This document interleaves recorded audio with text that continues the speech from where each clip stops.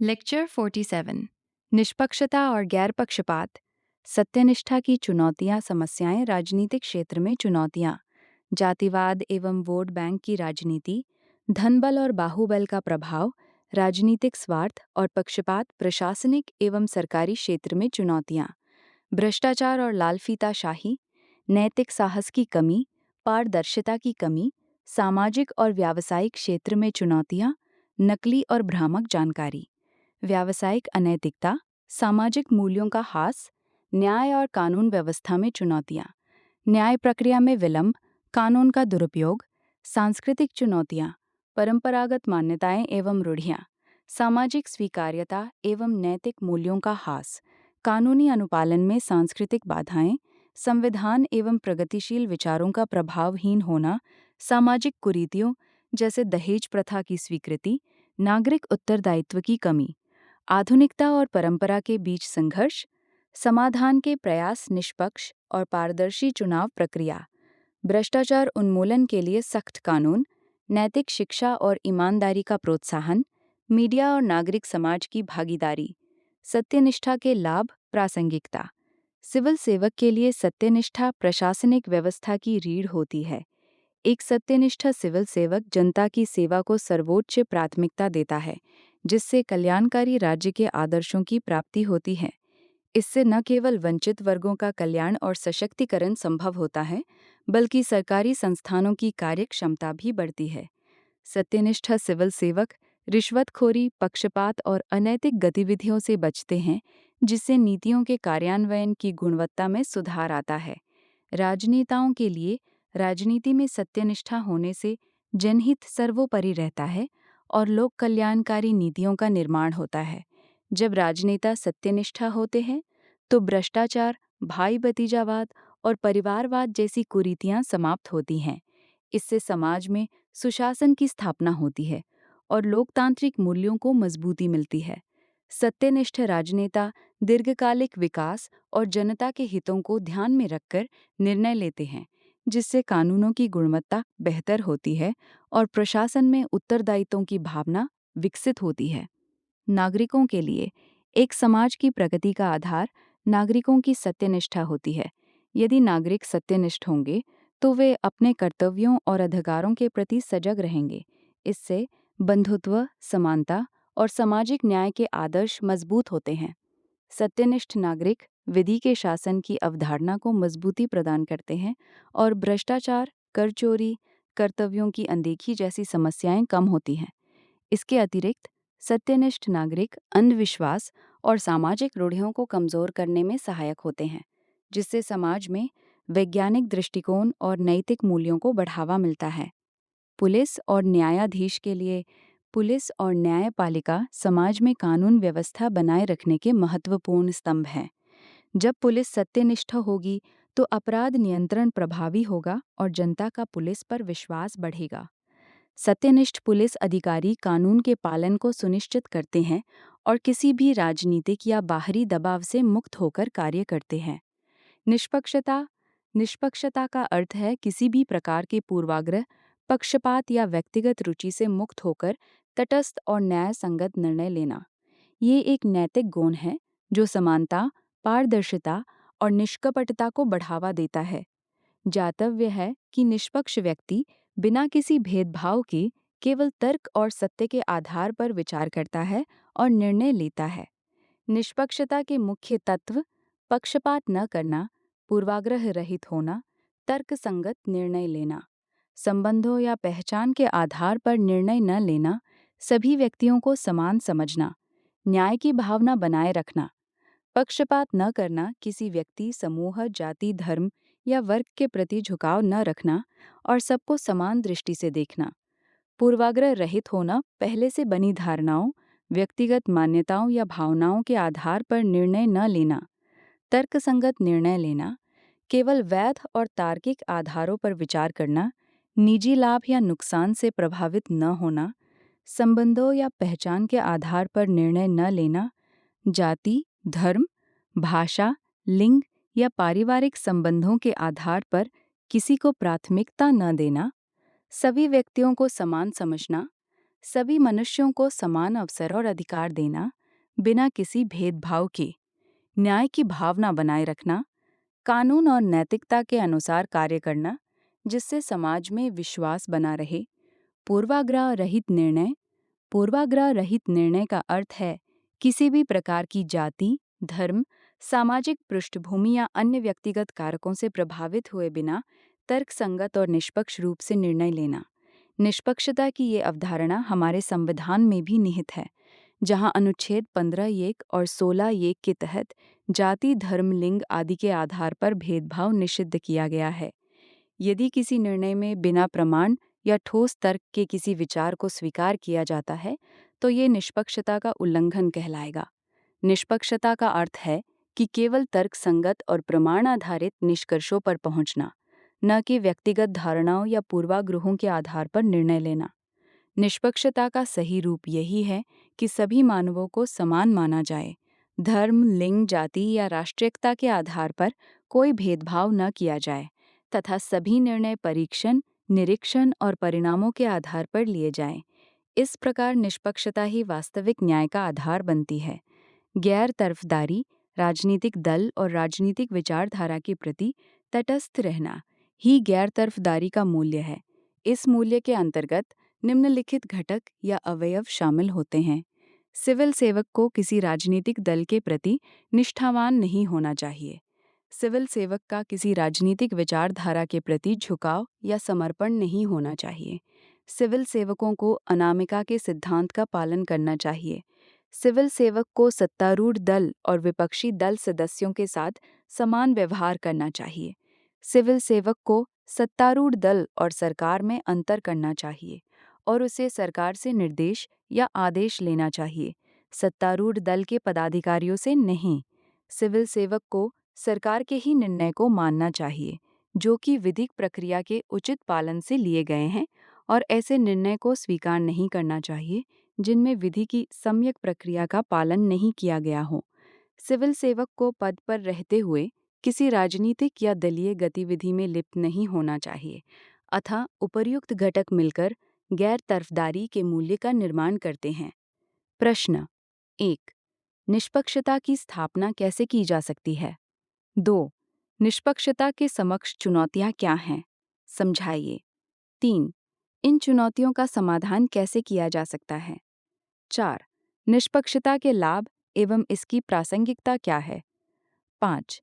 गैर तरफदारी कैसे सुनिश्चित की जा सकती है? 6। गैर तरफदारी में मूलभूत तत्व क्या हैं? 7।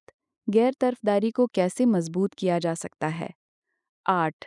गैर तरफदारी के लाभ एवं इसकी प्रासंगिकता क्या है?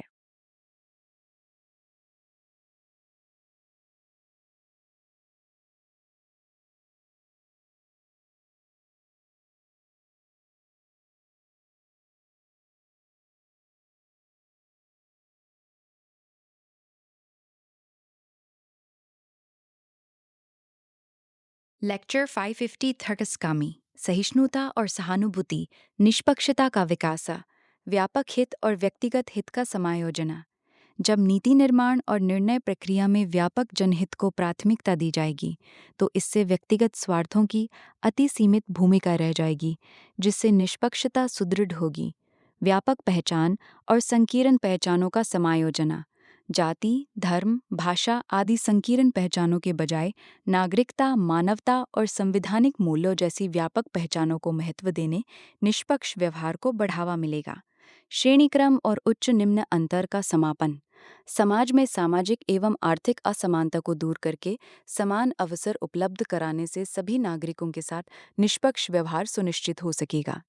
हितों के टकराव को न्यून करना और वर्गविहीन संरचना की ओर अग्रसर होना। वर्गों के बीच टकराव को घटाकर एक समतामूलक समाज की ओर बढ़ने से निष्पक्ष नीतियों का आधार तैयार होगा। भाई भतीजावाद पर रोक और मेरिट आधारित हकदारी। जब संस्थानों में चयन और अवसर योग्यता मेरिट के आधार पर होंगे, तभी सच्ची निष्पक्षता का संचार होगा। वैज्ञानिक दृष्टिकोण का विकास। तर्क, विवेक और प्रमाण आधारित सोच को बढ़ावा देने से भेदभावपूर्ण और पूर्वग्रहपूर्ण व्यवहारों को रोका जा सकेगा। पंथ निरपेक्षता का पालन। सभी धर्मों को समान दृष्टि से देखने और धर्मनिरपेक्ष राज्य व्यवस्था के पालन से निष्पक्षता की स्थापना मजबूत होगी। लोकतांत्रिक अभिवृत्ति का विकास, संवाद, सहभागिता और सहिष्णुता जैसे लोकतांत्रिक मूल्यों के पोषण से सभी वर्गों के साथ समान व्यवहार संभव होगा। निष्पक्षता की चुनौतियाँ, संप्रदायवाद, जब किसी विशेष धर्म या समुदाय के हितों को सर्वोपरि मानकर निर्णय लिए जाते हैं, तो अन्य समुदायों के साथ भेदभाव होता है, जिससे निष्पक्षता की भावना कमजोर होती है। क्षेत्रीयतावाद, किसी क्षेत्र विशेष को विकास, संसाधन या अवसरों में अधिक वरीयता देना अन्य क्षेत्रों के साथ असमान व्यवहार को जन्म देता है। राजनीति में पहचान की राजनीति, जाति, धर्म, भाषा या लिंग के आधार पर वोट बैंक बनाना और नीति निर्माण करना निष्पक्ष प्रशासन में बड़ी बाधा है। स्वार्थवाद, व्यक्तिगत या गुटीय स्वार्थ जब सार्वजनिक हित से ऊपर रखा जाता है, तो नीति व निर्णय पक्षपातपूर्ण हो जाते हैं। जातिवाद, समाज में जातिगत आधार पर अवसरों, अधिकारों और सम्मान का बंटवारा निष्पक्षता को गहराई से प्रभावित करता है। समाज में श्रेणी क्रम और हितों का टकराव, सामाजिक, आर्थिक और राजनीतिक दृष्टि से जब वर्गों में स्पष्ट भिन्नता हो जाती है, तो उनके हितों का संघर्ष निष्पक्षता की राह में बाधा बनता है। संकीर्ण स्वार्थवाद और स्थूल सुखवाद, केवल अपने व्यक्तिगत लाभ और भौतिक सुख को महत्व देना सामाजिक न्याय और समान अवसरों के सिद्धांत को कमजोर करता है। पूंजीवाद, बाजार और लाभ आधारित सोच संसाधनों और अवसरों के असमान वितरण को जन्म देती है, जिससे समाज में निष्पक्षता नहीं रह पाती। निष्पक्षता के लाभ, राष्ट्र की एकता एवं अखंडता मजबूत होती है। निष्पक्षता सभी नागरिकों को समान दृष्टि से देखने की भावना विकसित करती है, जिससे क्षेत्रीय, धार्मिक या जातिगत विभाजन की संभावनाएं घटती हैं। आंतरिक सुरक्षा बेहतर होती है। जब सभी नागरिकों को न्यायसंगत व्यवहार प्राप्त होता है, तो असंतोष, विद्रोह और कट्टरवाद की प्रवृत्तियां कम होती हैं। संस्थाओं की विश्वसनीयता एवं सार्वत्रिक स्वीकार्यता सुनिश्चित होती है। न्यायपालिका, चुनाव आयोग, लोकपाल जैसी संस्थाएं जब निष्पक्ष कार्य करती हैं, तो जनता का विश्वास सुदृढ़ होता है। सामाजिक न्याय और वंचित वर्गों का विकास सुनिश्चित होता है। निष्पक्ष नीतियां समाज के अंतिम पंक्ति के व्यक्ति तक संसाधनों और अवसरों की पहुंच बनाती है, जिससे समावेशी विकास संभव होता है। बंधुत्व की भावना को बल मिलता है। जब समाज में सभी वर्गों के साथ समान व्यवहार होता है, तो सामाजिक सौहार्द और सहयोग की भावना विकसित होती है। शासन में शुचिता एवं पारदर्शिता आती है। निष्पक्ष निर्णयों से भ्रष्टाचार में कमी आती है और लोक सेवकों की जवाबदेही बढ़ती है। विधि के शासन की संकल्पना सशक्त होती है। निष्पक्ष शासन व्यवस्था में सभी नागरिकों के लिए कानून समान होता है, जिससे न्याय की अवधारणा गहराई से स्थापित होती है।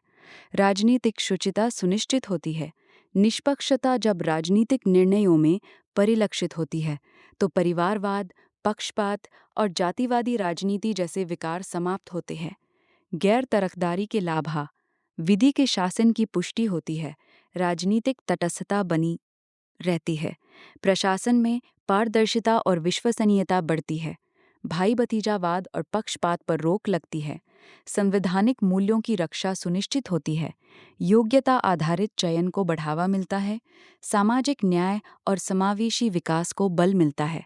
सहिष्णुता सहिष्णुता वह दृष्टिकोण है जिसमें विविधता, बहुलता, अनेकता, आत्मनिष्ठता एवं सापेक्षता का स्वीकार होता है। ये सत्य और मत के संदर्भ में निरपेक्षता को अस्वीकार कर सत्य एवं मतों के सह अस्तित्व को मान्यता देता है। ज्ञातव्य है कि ऐसा दृष्टिकोण रखने वाला व्यक्ति लोकतांत्रिक अभिवृत्ति से सही करता है और उसे ही सहिष्णु व्यक्ति कहा जाता है। इस मूल्य को ही सहिष्णुता के नाम से जाना जाता है। प्रमुख बिंदु: मतों का सापेक्षतावाद, हर मत की अपनी स्थिति और महत्ता होती है। अनेकांतवाद की स्वीकृति, सत्य एकांगी नहीं होता, कई दृष्टिकोणों से देखा जा सकता है। विविधता का सम्मान, भाषा, धर्म, संस्कृति आदि की भिन्नताओं को स्वीकारना। लोकतांत्रिक दृष्टिकोण, विचारों की स्वतंत्रता और सहमति असहमति का सम्मान। सत्यों का बहुलवाद, कई प्रकार के सत्य हो सकते हैं, अतः सभी का आदर जरूरी है। सहिष्णुता एक ऐसा मूल्य है जो समाज में सद्भाव, समरसता और समावेशिता को बढ़ावा देता है। ये मतभेद को संघर्ष नहीं, बल्कि संवाद का अवसर मानता है। सहिष्णुता के निर्माण के घटक: आलोचनात्मक दृष्टिकोण का विकास। जब व्यक्ति किसी विचार या मत को बिना विचार किए स्वीकार नहीं करता है, अपितु तर्क और विवेक के आधार पर विचार करता है, तो सहिष्णुता विकसित होती है। विभिन्न मतों की तुलना और मूल्यांकन: अलग-अलग विचारधाराओं का तुलनात्मक अध्ययन करने से अपने विचारों की सीमाओं का बोध होता है, जिससे दूसरों के मतों के प्रति स्वीकार्यता बढ़ती है। स्वयं की सीमाओं को समझना: जब हम ये समझते हैं कि हमारे मत भी पूर्ण नहीं हैं, तब हम दूसरों के विचारों को भी स्थान देने लगते हैं। इससे निरपेक्षता की प्रवृत्ति कमजोर होती है और सहिष्णुता का विकास होता है। स्वतंत्रता के मूल्य को अपनाना: जब व्यक्ति अभिव्यक्ति की स्वतंत्रता और वैचारिक विविधता को मूल्य की दृष्टि से स्वीकार करता है, तब सहिष्णुता का मार्ग प्रशस्त होता है। उदारवादी नैतिकता का परिष्करण: जब समाज में नैतिकता को केवल धार्मिक या सांस्कृतिक सीमाओं से ऊपर उठाकर मानवीय मूल्यों पर आधारित किया जाता है, तब सहिष्णुता गहराई से स्थापित होती है। सहिष्णुता के लाभ: लोकतांत्रिक मूल्यों की रक्षा: सहिष्णुता से विचारों की विविधता को स्थान मिलता है, जिससे लोकतंत्र की जड़ें मजबूत होती हैं। सामाजिक लोकतंत्र की स्थापना: ये केवल राजनीतिक नहीं, बल्कि सामाजिक स्तर पर समानता और सम्मान को सुनिश्चित करता है। सांस्कृतिक राष्ट्रवाद से बचाव: सहिष्णुता विविध संस्कृतियों को समान रूप से मान्यता देती है और एक संस्कृति की श्रेष्ठता की भावना को नियंत्रित करती है। सांप्रदायिकता और सांस्कृतिक तानाशाही से सुरक्षा: ये विभिन्न धार्मिक और सांस्कृतिक समुदायों के मध्य सद्भाव बनाए रखने में सहायक होती है। बहुसंख्यक वर्ग की सांस्कृतिक वर्चस्व की प्रवृत्ति पर नियंत्रण: सहिष्णुता सभी वर्गों को समान मानती है, जिससे अल्पसंख्यकों की पहचान और संस्कृति की रक्षा होती है। सहानुभूति और करुणा: सहानुभूति, समानुभूति, करुणा, ये तीनों मानवीय संवेदनशीलता के क्रमिक स्तर को दर्शाते हैं, जो व्यक्ति की भावनात्मक परिपक्वता और सामाजिक उत्तरदायित्व के प्रति समझ को उजागर करते हैं। सहानुभूति का स्तर केवल ज्ञान तक सीमित होता है। इसमें हम ये जानते हैं कि सामने वाला व्यक्ति दुख या पीड़ा में है, परंतु उस भावना को हम अनुभव नहीं करते। ये एक बौद्धिक समझ है। समानुभूति में ज्ञान के साथ साथ अनुभूति भी जुड़ जाती है। इसमें हम न केवल समझते हैं कि कोई दुखी है, बल्कि स्वयं को उसकी स्थिति में रखकर उसकी पीड़ा को महसूस भी करते हैं। करुणा सबसे उच्च स्तर है, जिसमें ज्ञान, अनुभूति, भावना और संवेग सभी सम्मिलित होते हैं। ये न केवल दुख को समझने और महसूस करने की प्रक्रिया है, बल्कि उस दुख को दूर करने की प्रेरणा और क्रियात्मक प्रयास का भी हिस्सा है। लेक्चर 51: भावनात्मक बुद्धिमत्ता। भावनात्मक बुद्धिमत्ता: भावनात्मक बुद्धिमत्ता वह क्षमता है जिससे व्यक्ति अपने और दूसरों के संवेगों को पहचानता, समझता और नियंत्रित करता है।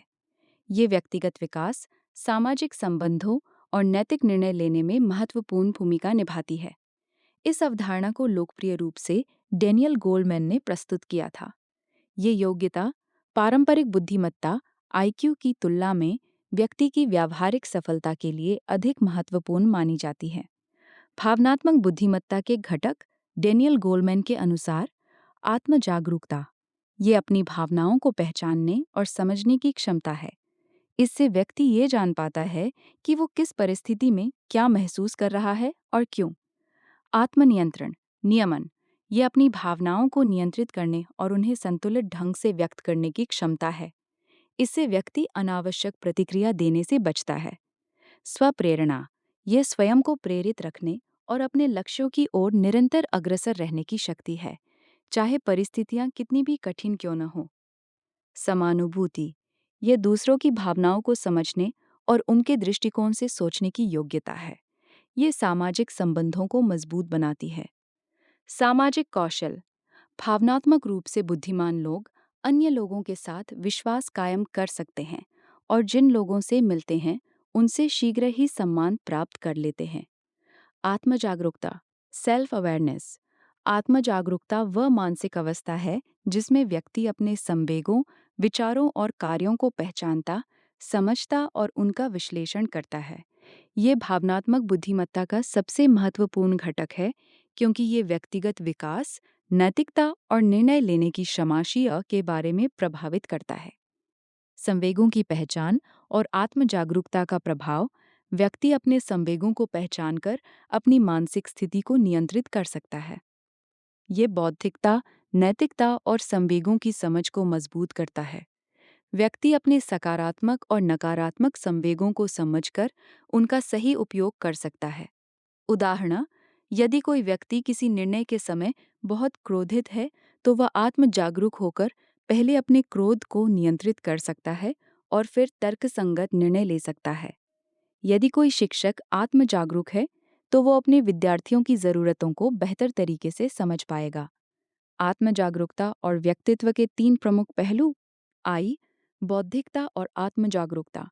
आत्म जागरूकता बौद्धिकता को बढ़ाती है क्योंकि व्यक्ति अपनी ज्ञान, कौशल और सीमाओं को पहचानकर उन्हें सुधारने का प्रयास करता है। व्यक्ति तर्कसंगत और विवेकपूर्ण निर्णय ले सकता है। उदाहरण, एक वैज्ञानिक आत्म जागरूक होकर अपनी गलतियों से सीखता है और नई खोज करता है। एक छात्र आत्म जागरूक होकर अपनी पढ़ाई में सुधार करने के लिए नए तरीके अपनाता है। ई, नैतिकता और आत्म जागरूकता। आत्म जागरूकता व्यक्ति को सही और गलत में भेद करने की क्षमता देती है। नैतिक निर्णय लेने के लिए व्यक्ति को अपने मूल्यों और सिद्धांतों को समझने की जरूरत होती है। उदाहरण, एक न्यायाधीश आत्म जागरूक होकर निष्पक्ष और न्याय संगत निर्णय ले सकता है। एक प्रशासक अपने संवेगों को समझकर नैतिक रूप से सही नीतियां बना सकता है। संवेग और अज्ञानता। आत्म जागरूकता व्यक्ति अपने संवेगों को नियंत्रित कर सकता है, जबकि अज्ञानी व्यक्ति अपने संवेगों के प्रभाव में बहकर गलत निर्णय लेता है। संवेगों की पहचान न होने पर व्यक्ति क्रोध, अहंकार और ईर्ष्या जैसी नकारात्मक भावनाओं का शिकार हो सकता है। उदाहरण, यदि कोई नेता आत्म जागरूक नहीं है, तो वो अपने अहंकार में जनता की समस्याओं को अनदेखा कर सकता है। एक शिक्षक आत्म जागरूक होकर अपने संवेगों को नियंत्रित कर सकता है, जिससे वो विद्यार्थियों को बेहतर शिक्षा दे सकता है। व्यक्तित्व के तीन प्रमुख तत्व और आत्म जागरूकता का संबंध। एक, बौद्धिकता। आत्म जागरूकता व्यक्ति को अपने विचारों, मान्यताओं और धारणाओं को समझने और परिष्कृत करने में सहायता करती है। इससे उसका मानसिक दृष्टिकोण अधिक तर्कसंगत और विवेकशील बनता है। 2, नैतिकता। आत्म जागरूक व्यक्ति नैतिक मूल्यों को गहराई से समझता है और सही गलत के बीच स्पष्ट भेद कर पाता है। ये नैतिक निर्णय क्षमता को मजबूत बनाता है। 3, संवेग, इमोशंस। आत्म जागरूकता के अभाव में व्यक्ति अपने भीतर उत्पन्न होने वाले संवेगों को नहीं पहचान पाता, जिससे वो मानसिक रूप से असंतुलन और भ्रम की स्थिति में पहुंच सकता है। संवेगों का वर्गीकरण। आई, शत्रु संवेग, नेगेटिव इमोशंस। इनमें क्रोध, ईर्ष्या, अहंकार और नफरत जैसे भाव शामिल होते हैं। ये संवेग व्यक्ति के मानसिक स्वास्थ्य को हानि पहुंचाते हैं और उसके सामाजिक संबंधों में तनाव उत्पन्न करते हैं। नियंत्रण के उपाय। आत्म जागरूकता का अभ्यास करें। ध्यान, मेडिटेशन के माध्यम से मानसिक संतुलन बनाए रखें।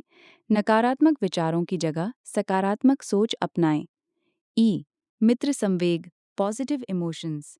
इनमें सहानुभूति, दयालुता, धैर्य और प्रेरणा जैसी भावनाएं आती हैं।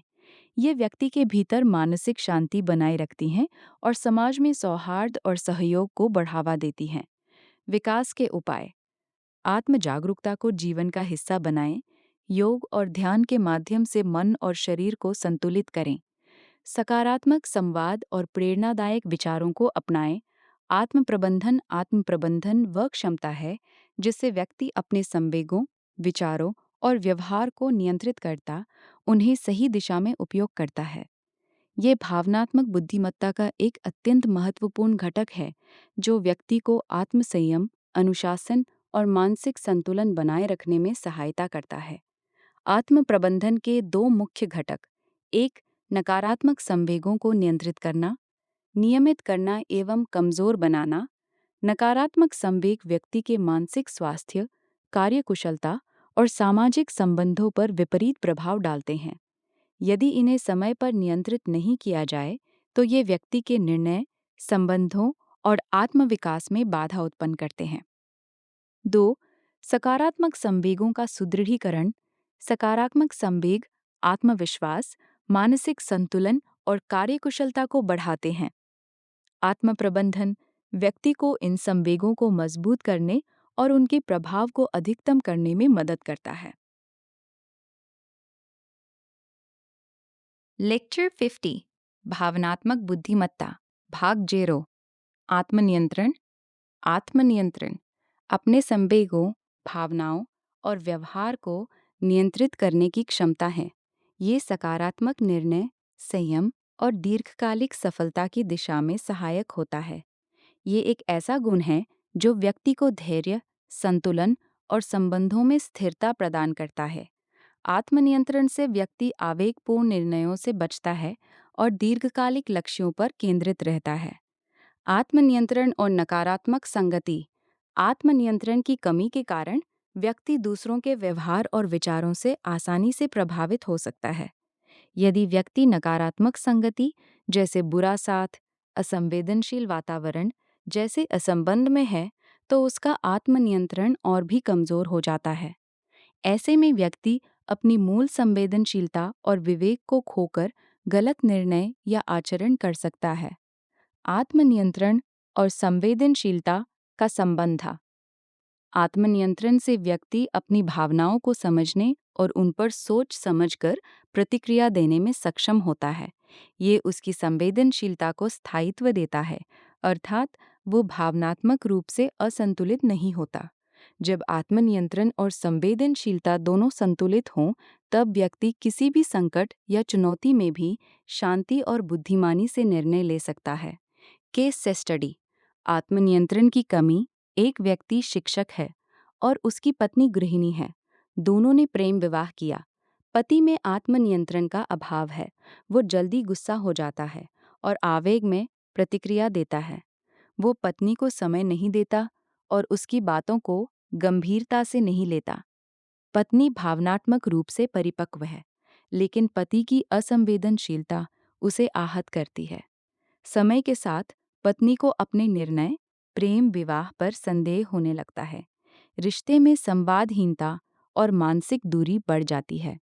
ये स्थिति संवेदनशीलता की कमी और आत्मनियंत्रण के अभाव का सीधा परिणाम है। Case study 2। आत्मनियंत्रण युक्त व्यक्ति। एक दूसरा व्यक्ति भी विवाहित है, लेकिन वो भावनात्मक रूप से बुद्धिमान और आत्मनियंत्रित है। वो अपनी पत्नी की भावनाओं को समझता है और उन्हें महत्व देता है। वो किसी विवाद या मतभेद की स्थिति में संयम बनाए रखता है और शांतिपूर्ण संवाद करता है। आवेगों के बजाय वो तर्क और सहानुभूति से काम लेता है। उसका व्यवहार रिश्ते में विश्वास, संतुलन और सकारात्मकता बनाए रखता है। ये उदाहरण दर्शाता है कि आत्मनियंत्रण संबंधों को स्थायित्व प्रदान करता है। समानुभूति। समानुभूति संवेदनशीलता का विकसित रूप है, जो परिष्कृत चेतना में पाया जाता है। ये केवल दूसरों की भावनाओं को समझना ही नहीं, बल्कि उन्हें महसूस करना और उनके दृष्टिकोण को अपनाने की क्षमता भी है। समानुभूति एक प्रमुख भावनात्मक बुद्धिमत्ता का घटक है, जो व्यक्ति को सामाजिक रूप से अधिक उत्तरदायी बनाता है। संवेदनशीलता और उसके बाधक तत्व। संवेदनशीलता वो गुण है जो व्यक्ति को दूसरों की भावनाओं और परिस्थितियों को गहराई से समझने में सक्षम बनाती है, लेकिन कुछ तत्व इसके विकास में बाधा बन सकते हैं। घृणा, क्रोध, हिंसा, द्वेष। यदि किसी व्यक्ति में ये नकारात्मक संवेग होते हैं, तो वो संवेदनशील नहीं बन सकता और समानुभूति का विकास नहीं कर सकता। समानुभूति के विकास में सहायक तत्व। समानुभूति विकसित करने के लिए भावनात्मक प्रबंधन और सकारात्मक संवेगों की आवश्यकता होती है। सुदृढ़ीकरण, दूसरों को अथेरित करना और समर्थन देना। सेवा, निस्वार्थ भाव से दूसरों की सहायता करना। परार्थ स्वार्थ से ऊपर उठकर दूसरों के हित के लिए कार्य करना। जातव्य है कि जब कोई व्यक्ति स्वार्थ पर नियंत्रण रखता है और दूसरों की भलाई को प्राथमिकता देता है, तो उसमें प्रेम, करुणा और नैतिक मूल्यों का विकास होता है। यही समानुभूति उत्पन्न करता है। भावनात्मक बुद्धिमत्ता और समानुभूति। भावनात्मक बुद्धिमत्ता में आत्म-जागरूकता का एक महत्वपूर्ण घटक होता है। ये व्यक्ति को भावनाओं और संवेगों की भूमिका का ज्ञान कराता है। ये उसे दूसरों की भावनाओं और उनके जीवन पर उनके प्रभाव को समझने में सहायता करता है। जब व्यक्ति दूसरों की पीड़ा को समझने और अनुभव करने की क्षमता विकसित करता है, तो उसमें समानुभूति उत्पन्न होती है। समानुभूति केवल एक मानसिक प्रक्रिया नहीं, बल्कि एक विकसित चेतना का संकेत है। ये भावनात्मक बुद्धिमत्ता, संवेदनशीलता और आत्म-जागरूकता से जुड़ी हुई है। जो व्यक्ति अपने नकारात्मक संवेगों को नियंत्रित कर सकता है, वो दूसरों की भावनाओं को बेहतर ढंग से समझ सकता है और उनके दुखों को महसूस कर सकता है। यही समानुभूति का वास्तविक रूप है। समानुभूति एम्पैथी में बाधक तत्व। असंवेदनशीलता।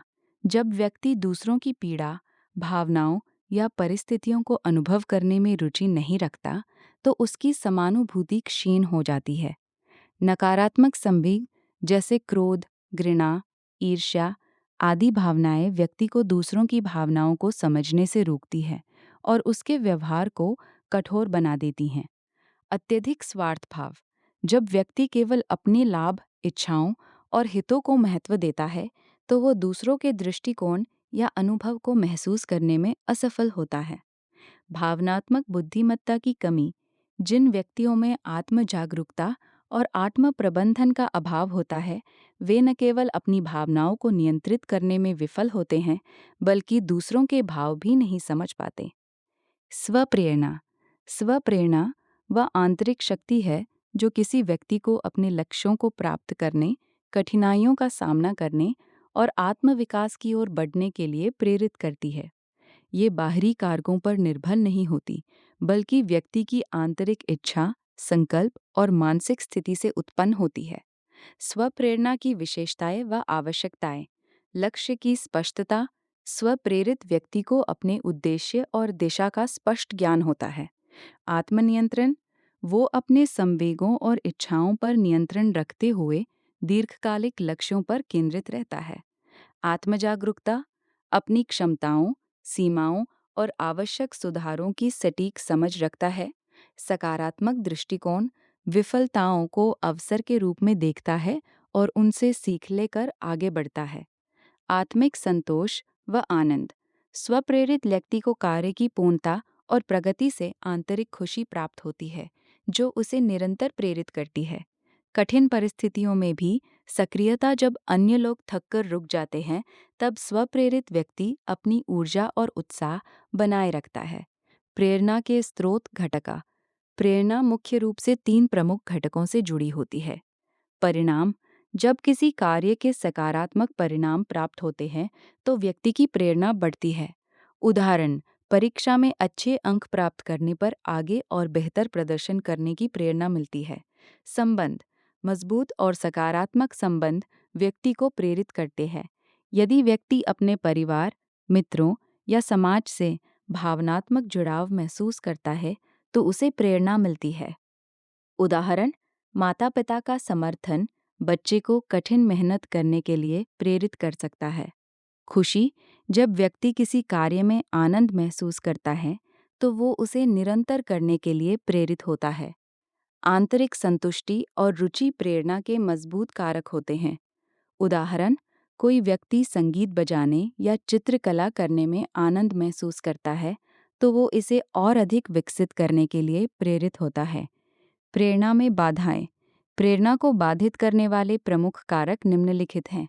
नकारात्मक संवेग, डर, असफलता का भय, आत्मसंदेह, निराशा आदि प्रेरणा को कम कर सकते हैं।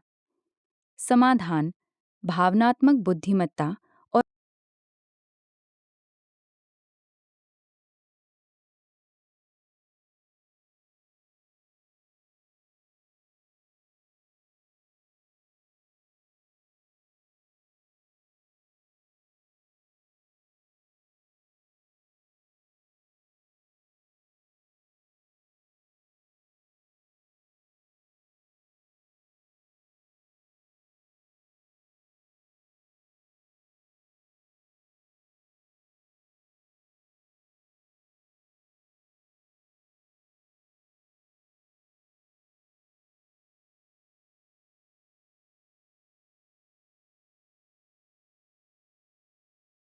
नकारात्मक संवेग डर, असफलता का भय, आत्मसंदेह, निराशा आदि प्रेरणा को कम कर सकते हैं।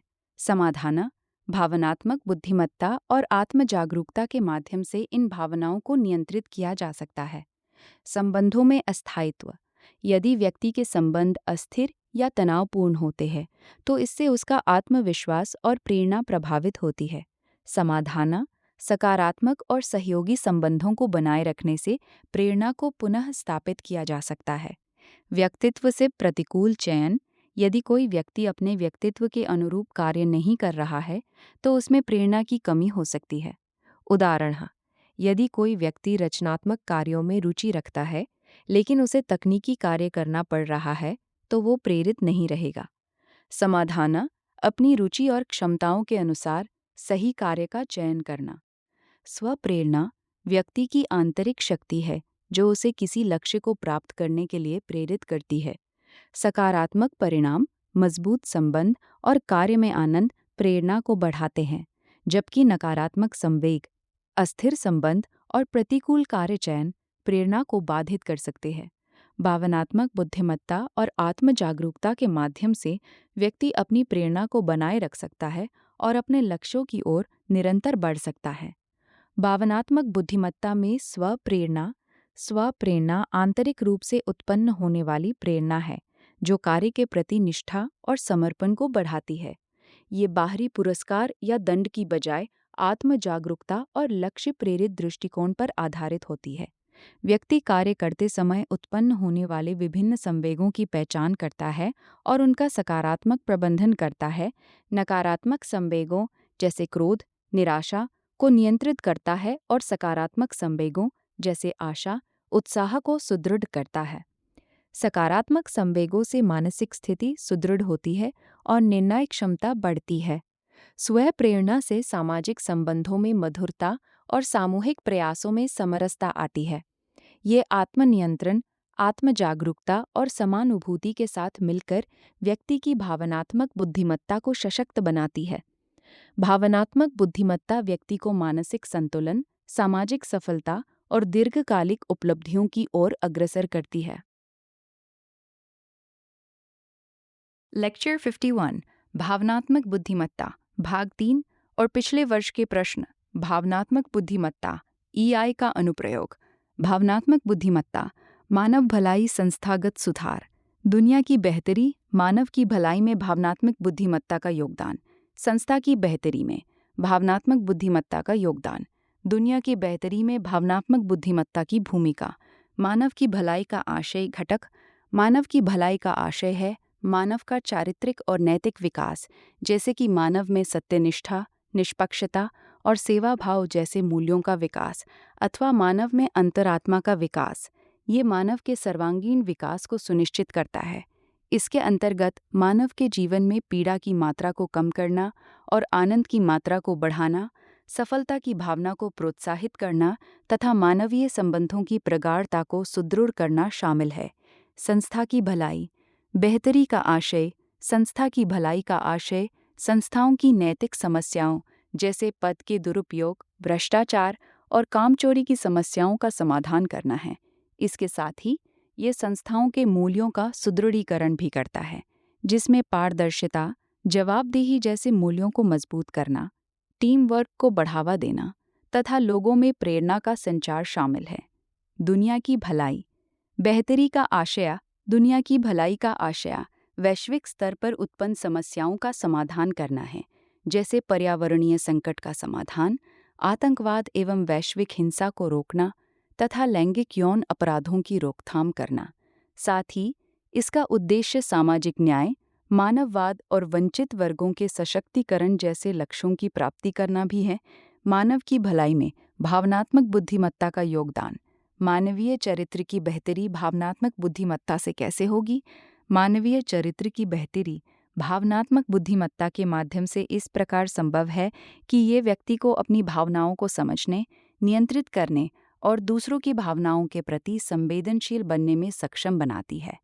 सत्यनिष्ठा, करुणा, सेवा की नैतिकता, निष्पक्षता जैसे मूल्य भावनात्मक बुद्धिमत्ता से कैसे प्राप्त होते हैं? सत्यनिष्ठा, करुणा, सेवा की नैतिकता और निष्पक्षता जैसे मूल्य भावनात्मक बुद्धिमत्ता से इसलिए प्राप्त होते हैं क्योंकि ये व्यक्ति को दूसरों के दृष्टिकोण को समझने, उनकी पीड़ा को महसूस करने और निष्पक्ष निर्णय लेने की क्षमता प्रदान करती है। इससे व्यक्ति स्वार्थ से ऊपर उठकर लोकहित में सोचता है। सत्यनिष्ठा का क्या आशय है? सत्यनिष्ठा का आशय हितों के टकराव से बचाव है, अर्थात दो विरोधी हितों को एक साथ न रखना।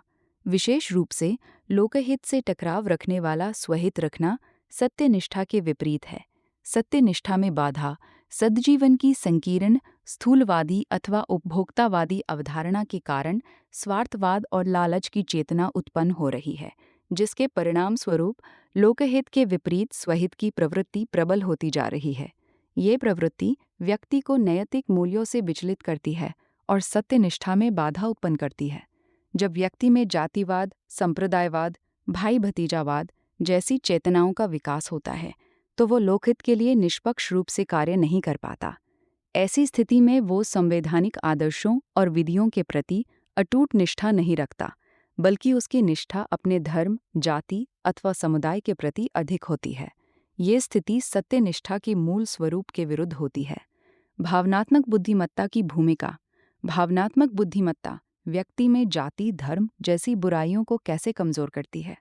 भावनात्मक बुद्धिमत्ता व्यक्ति में जाति, धर्म जैसी बुराइयों को इस प्रकार कमजोर करती है कि ये व्यक्ति में संवेदनशीलता और समानता की भावना को विकसित करती है। इससे प्रत्येक व्यक्ति को साध्य मानने की चेतना उत्पन्न होती है, जिससे मानववाद की अनुभूति होती है और जाति धर्म की संकीर्ण भावनाएं कमजोर पड़ती हैं। भावनात्मक बुद्धिमत्ता स्वहित या स्वार्थ पर नियंत्रण कैसे करता है? भावनात्मक बुद्धिमत्ता स्वहित या स्वार्थ पर नियंत्रण इस प्रकार करती है कि ये व्यक्ति में सम्मानुभूति का विकास करती है, जिससे उसकी संवेदनशीलता बढ़ती है। ये संवेदनशीलता परार्थ की भावना को मजबूत करती है, जिससे सेवा की नैतिकता का विकास होता है और व्यक्ति लोकहित के प्रति समर्पित होता है। भावनात्मक बुद्धिमत्ता सम्मानुभूति, संवेदनशीलता, परार्थवाद, सेवाभाव, लोकहित। भावनात्मक बुद्धिमत्ता व्यक्ति को अपनी नकारात्मक भावनाओं जैसे मानसिक पीड़ा, संबंधों का टूटना, असफलता के कारण उत्पन्न तनाव, क्रोध, मूड स्विंग आदि की पहचान करने और उन पर नियंत्रण रखने में सक्षम बनाती है। इससे व्यक्ति की एकाग्रता बढ़ती है और सफलता की संभावना भी बढ़ जाती है। साथ ही भावनात्मक बुद्धिमत्ता सकारात्मक भावनाओं का सुदृढ़ीकरण करती है, जिससे सफलता के अनुभव को गहराई मिलती है, संबंधों में प्रगाढ़ता आती है।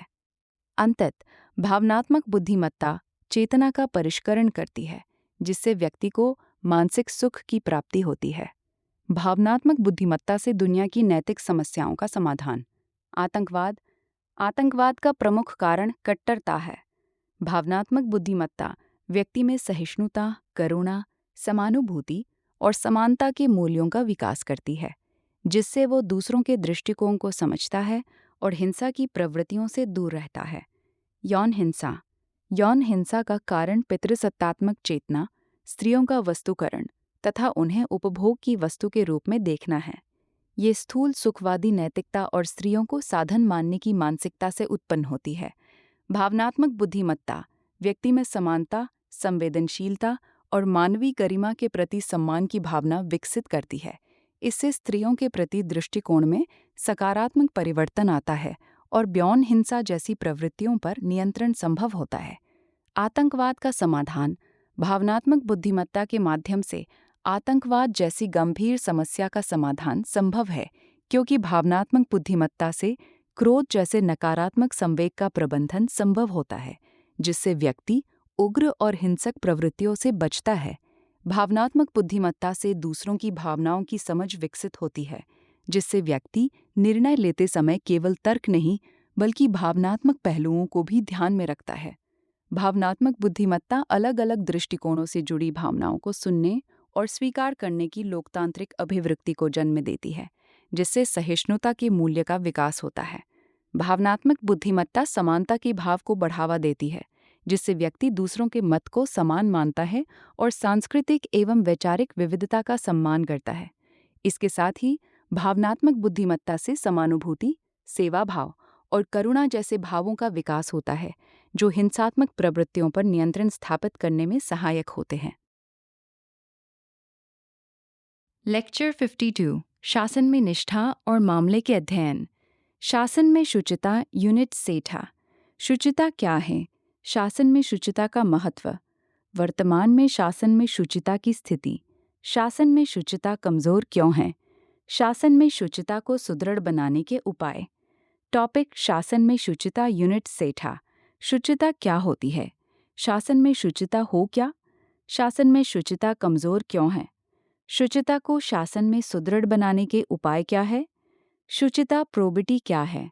शुचिता का अर्थ है पवित्रता, नैतिकता एवं संस्थागत सत्यनिष्ठा। ये सार्वजनिक जीवन, प्रशासन और शासन प्रणाली में आदर्शों, सिद्धांतों एवं नैतिक मूल्यों के प्रति पूर्ण प्रतिबद्धता को दर्शाती है। शुचिता किसी संस्था या व्यक्ति के आचरण में पारदर्शिता, ईमानदारी, जवाबदेही तथा नीति संगत व्यवहार सुनिश्चित करती है। शुचिता के प्रमुख तत्व। पवित्रता। शुचिता का आधार व्यक्तिगत और सार्वजनिक जीवन में नैतिक आचरण होता है। इसमें भ्रष्टाचार, पक्षपात, अनैतिक लाभ और निजी स्वार्थों से स्वयं को दूर रखना आवश्यक है। संस्थागत सत्यनिष्ठा। संस्था अपने घोषित मूल्यों, आदर्शों और उद्देश्यों के प्रति सच्ची और प्रतिबद्ध होनी चाहिए। सभी कार्य नीति, नियम और प्रशासनिक मर्यादा के अनुरूप किए जाने चाहिए। कथनी और करनी में एकरूपता। शुचिता का एक प्रमुख गुण ये है कि जो कहा जाए वही किया भी जाए। आचरण में पारदर्शिता, विश्वसनीयता और ईमानदारी बनी रहे। सिद्धांतों के अनुरूप कार्य संस्कृति। शासन एवं प्रशासन में सभी निर्णय न्याय, निष्पक्षता और उत्तरदायित्व के सिद्धांतों पर आधारित होने चाहिए। इससे जन विश्वास और शासन की विश्वसनीयता सुदृढ़ होती है। संस्था के मूल्यों का कठोर पालन। प्रशासनिक निर्णयों एवं दैनिक आचरण में संस्था के मूल आदर्शों का पालन अनिवार्य है। व्यक्तिगत स्वार्थों की बजाय सार्वजनिक हित सर्वोपरि होना चाहिए। संस्थागत मूल्यों के प्रति प्रतिबद्धता।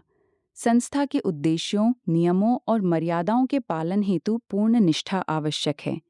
कठिन परिस्थितियों में भी आदर्शों से विचलित हुए बिना कार्य करना ही सच्ची शुचिता का परिचायक है। शासन में शुचिता का आशय। शासन में शुचिता का तात्पर्य उस प्रशासनिक व्यवस्था से है जो संविधान के आदर्शों और मूल्यों के अनुरूप कार्य करे। इसका अर्थ है कि शासन की व्यवस्था में संवैधानिक मूल्यों जैसे न्याय, स्वतंत्रता, समानता और पारदर्शिता की स्पष्ट उपस्थिति हो। मंत्रियों, नौकरशाहों तथा अन्य प्रशासनिक अधिकारियों के निर्णयों और आचरण में संवैधानिक आदर्शों के प्रति प्रतिबद्धता और निष्ठा दिखाई देनी चाहिए। जब शासन व्यवस्था अपने सिद्धांतों, मूल्यों और कार्यप्रणाली में संविधान के निर्देशों का पालन करती है, तभी वो शुचितापूर्ण शासन कहलाती है। शासन इसके आदर्शों की आधारशिला, संवैधानिक स्रोतों, जनसंप्रभुता का आदर्श। हम भारत के लोग संविधान की प्रस्तावना में वर्णित ये सूत्र राष्ट्र की संप्रभुता का प्रतीक है और ये स्पष्ट करता है कि सत्ता का स्रोत जनता है। लोकतंत्र का आदर्श। लोकतंत्र का वास्तविक तात्पर्य है जनता के प्रति उत्तरदायी शासन, जिसमें प्रत्येक संस्था संविधान के प्रति उत्तरदायी हो। सेवा की नैतिकता। लोक सेवकों का कर्तव्य कि वे करुणा, सहानुभूति और सेवा भाव से कार्य करें, विशेषकर वंचित वर्गों के कल्याण हेतु। शासन में शुचिता की दो प्रमुख धारणाएं। एक, उत्तरदायित्व। शासन में पारदर्शिता होनी चाहिए। सूचना का निर्बाध संप्रेषण और प्रकटीकरण आवश्यक है। प्रत्येक सार्वजनिक व्यय का स्पष्ट लेखा जनता के समक्ष प्रस्तुत होना चाहिए। शासन की संस्थाओं में लोकतांत्रिक दृष्टिकोण हो तथा शक्ति का विकेंद्रीकरण किया जाए। निर्णय प्रक्रिया में मनमानीपन का स्थान न हो और लोकहित को सर्वोच्च प्राथमिकता मिले। 2. सेवा की नैतिकता, सहानुभूति और करुणा आधारित आचरण। वंचित वर्गों के प्रति सेवा भाव। कल्याणकारी योजनाओं का प्रभावी कार्यान्वयन। वर्तमान यथार्थ और आदर्शों के बीच की खाई। वर्तमान में ये देखने को मिलता है कि शासन की संस्थाओं की कार्य संस्कृति में अनेक विकृतियां उत्पन्न हो चुकी हैं। मनमाना और एकाधिकारवादी व्यवहार, गोपनीयता की प्रवृत्ति तथा सूचना साझा करने में अनिच्छा, लोकहित की उपेक्षा, स्वहित को प्राथमिकता, भाई भतीजावाद, जातिवाद एवं संप्रदायवाद का प्रभाव, निर्णय प्रक्रिया में अधिकारवादी प्रवृत्ति, नौकरशाहों में सेवा भाव के बजाय प्रभुत्व की भावना, करुणा के स्थान पर शक्ति आधारित आचरण, व्यापक स्तर पर भ्रष्टाचार। इन सभी कारणों से संविधान के आदर्श और वास्तविक शासन प्रणाली के व्यवहार में एक गहरी खाई बन गई है। शासन की संस्थाएं संवैधानिक कार्य संस्कृति को आत्मसात करने में असफल रही हैं। परिणामतः शासन में शुचिता की स्थिति कमजोर हो गई है।